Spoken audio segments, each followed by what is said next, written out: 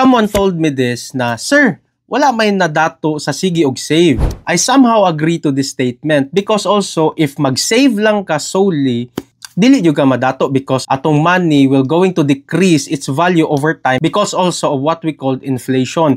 Kung unsay mong napalit sa una worth 100 pesos, dili na nimo na mapalit sa karon because nagamahal sad ang mga pamaliton. But ang inyo amang savings, naman ko na siya purpose para magdoble pa ang amount sa inyong savings. It's either i-invest nimo imong money or you will going to start your own business. But how will you be able to invest or start your own business if sa savings pa lang sablay na ka? Unsay mong pang-invest?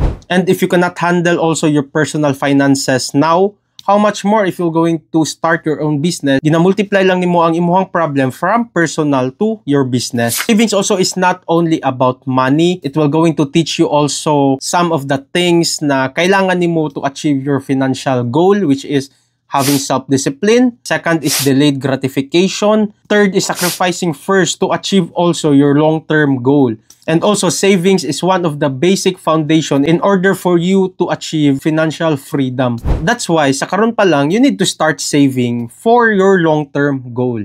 Not only because ganahan ka madato, but samot na lang wala kay savings, di ka madato.